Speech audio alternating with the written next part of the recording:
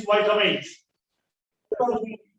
Sodium, potassium are reabsorbed, whereas hydrogen and ammonia ions are secreted. Why ammonia and hydrogen are to be secreted to the filtrate? Through proximal conductivity to maintain. The secretion is due to maintain ionic balance, ionic acid-base balance. So, through proximal converted tubule, the reabsorption from water is by passive process. Okay. Bicarbonates, sodium, potassium electrolytes are reabsorbed. Nutrients are reabsorbed. What are nutrients? Glucose, amino acids, and vitamins are reabsorbed. And potassium, hydrogen, and ammonia and hydrogen ions are secreted into the filtered through proximal conductive tubule. What is the reason for the secretion of hydrogen and ammonia? Only to maintain ionic and acid-base balance. That is important. Secretion of bicarbonate, ammonia, and potassium is only to maintain ionic equilibrium between the filtrate and the plasma of the blood. That is important point. Whatever point. Next one. You know, the Bowman's cup, proximal converted tubule, distal converted tubule, they are located in the cortex. Next one. Henle's loop is situated in medulla. Henle's loop is found in medulla of kidney. The Henle's loop is buried in the medulla.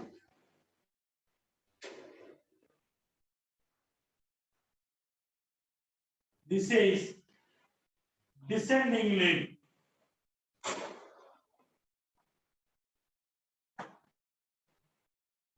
This is ascending limb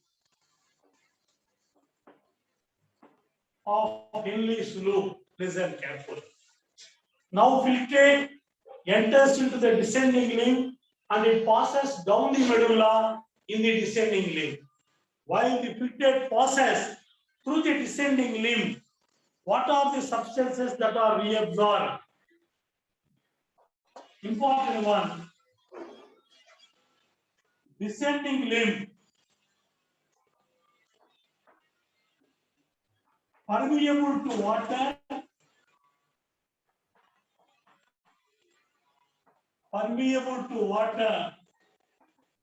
and not permeable or impermeable to electrolytes.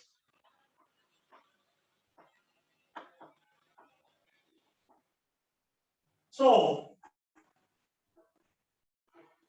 the descending limb of Henle's loop is permeable to water and impermeable to solutes, whereas ascending limb is permeable to solutes and impermeable to water. Important point.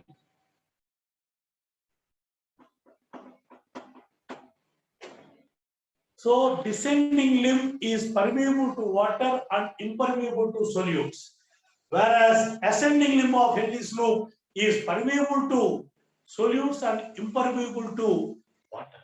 Important point. Then the ascending limb leads into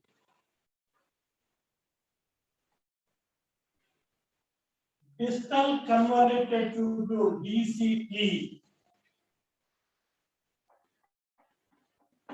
What are the substances that are reabsorbed through distal convoluted tubule? Sodium, water, HCO3, bicarbonate ions. These ions are reabsorbed, solutes are reabsorbed through distal convoluted tubule. Whereas what are the substances which are secreted, hydrogen ions, NH3 and potassium. These are secreted into the distal convoluted tubule. Wherever secretion process occurs, it is only to maintain acid-base and ionic balance. Acid-base equilibrium and ionic balance is maintained in the process of urination only by tubular secretion. So, sodium, water, HCO3 are reabsorbed through distal convoluted tubule, and hydrogen, ammonia and potassium are secreted into distal convoluted tubule. Important point. Here, water reabsorption is an active process. Here, through distal convoluted tubule, water reabsorption is an active process, not only in distal convoluted tubule but also in collecting tubule. And this is distal convoluted tubule opens into collecting tubule.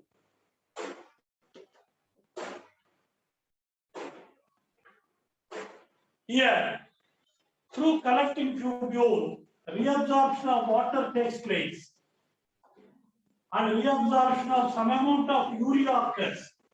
Here, in proximal convoluted tubule, the nitrogenous waste products, they are also reabsorbed.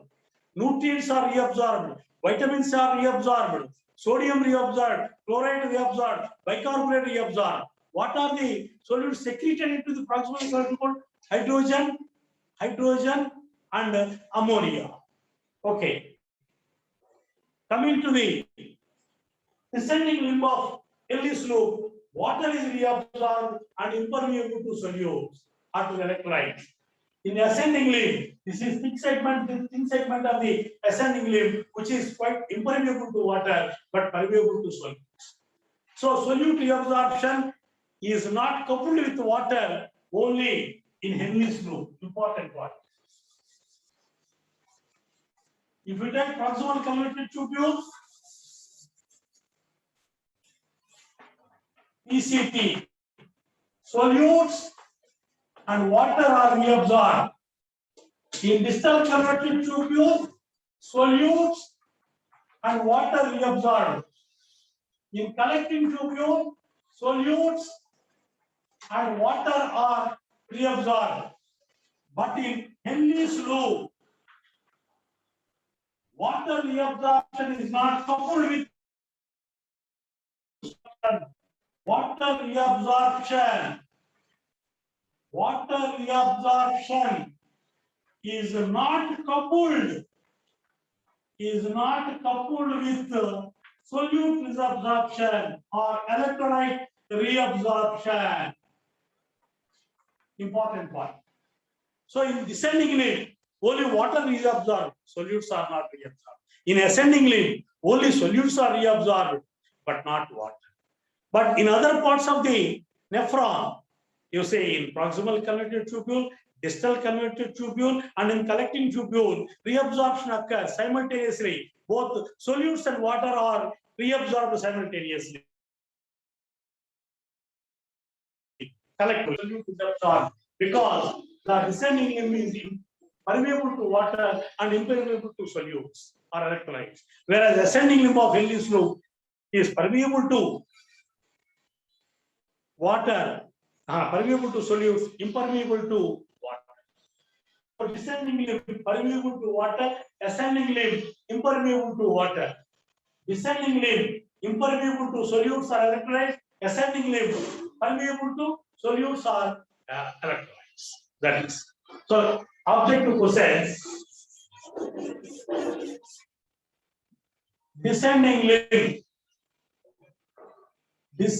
limb of Henle's loop.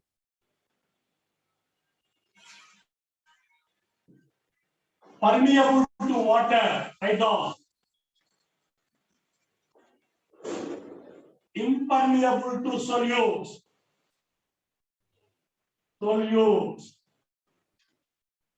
Ascending limb. Impermeable to water. impermeable to water and permeable to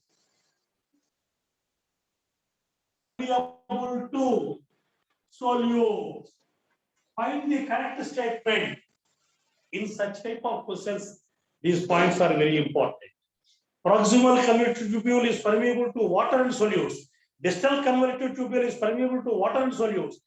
Descending limb of Henle's loop is permeable to water, impermeable to solutes or electrolyte. Ascending limb of Henle's loop is impermeable to water and permeable to solutes. Important. Next, in collecting tubule, to say water is reabsorbed. Water is reabsorbed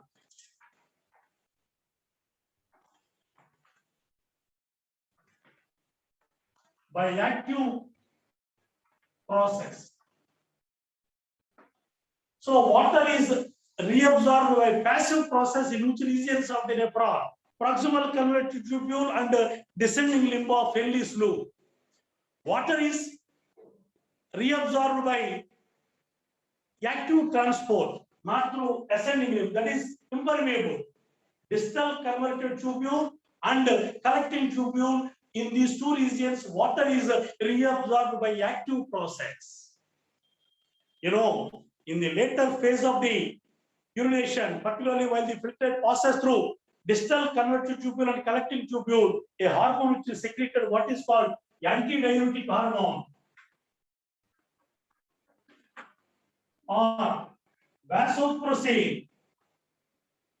This hormone is secreted by the pituitary gland. This hormone increases the reabsorption of water from the distal convoluted tubule and collecting tubule. So the reabsorption of water is an active process which is under the control of the hormone ADH or vasopressin secreted by the pituitary gland. Okay, that is the posterior lobe of the pituitary secretes ADH, antidiuretic hormone. Diuresis that is prevented by this hormone secreted by posterior pituitary gland. So the water reabsorption in the posterior part of the nephron, collecting tubule and distal convoluted, proximal convoluted tubule and descending limb of Henle's loop is by passive process. These are very, very important. The secretion of hydrogen ions and potassium and ammonia ions into the filtrate is only to maintain ionic equilibrium, acid-base balance of the plasma. So body fluids. So the tubular secretion, the third part of the urine formation, is only for maintenance of ionic balance and acid-base balance, acid-base equilibrium in the body fluids. Note down this point. Why tubular secretion? Why the potassium, ammonia, and hydrogen ions are secreted into the filtrate? The only reason to maintain the ionic equilibrium and acid-base balance of the body fluids. In the collecting tubules, by the effect of ADH hormone, water is reabsorbed, but urea also is reabsorbed. Urea is reabsorbed in the proximal convoluted tubule. You see, nitrogenous waste products are also reabsorbed by passive process, I told you in the beginning. So besides nutrients, the oxidative products are also reabsorbed, urea, uric acid, through the proximal convoluted tubule into the plasma. But there is only one oxidative product which is not at all reabsorbed. What is it? Creatine. Urea is reabsorbed, uric acid is reabsorbed, but creatine, a byproduct formed by the metabolism of nucleic acid, creatine, urea, uric acid are the byproducts of nucleic acid metabolism. The urea, uric acid can also be reabsorbed through proximal convoluted tubule, but some amount of urea is reabsorbed through collecting tubule to maintain the acid-base balance of the body fluids or medullary interstitium. The concentration of the medullary, high molarity of the medulla is maintained by the reabsorption of urea from the collecting tubule, most important point. So urea reabsorption occurs in which regions? In the proximal convoluted tubule. Most of the urea is reabsorbed. About 60% of the urea that is filtered into the Bowman's cup is again reabsorbed through proximal collecting tubule. But some amount of urea is also reabsorbed through collecting tubule. But nowhere in the Henle's loop or in the distal convective tubule, urea is not reabsorbed. But in the collecting tubule, some amount of urea is reabsorbed into the interstitial, medullary interstitium is only to maintain balance between acids and bases. That is the important point with respect to the urine formation. Out of 180 liters of filtrate in the kidneys, only 1.5 liters of urine is excreted every day by a human, a normal human. This is about the three processes involved in urine formation: glomerular filtration, tubular reabsorption, and secretion. These are all the important points. Tomorrow we will discuss the counter-current mechanism in the formation of concentrated urine, another important topic, concept-oriented topic. Today I have completed half of the portion of this topic. Tomorrow we will complete the formation of concentrated urine by counter-current mechanism that exists in the kidneys of mammals. Counter-current mechanism is existed in the mammals because of the presence of Henle's loop. In other vertebrates, counter-current mechanism is very, very underdeveloped because of the absence of Henle's loop. So why counter-current mechanism was evolved in mammals? Because of the presence of Henle's loops in nephrons. That is another point. With this, today we will close the class. Tomorrow by 10 a.m. again we will continue the class. Okay.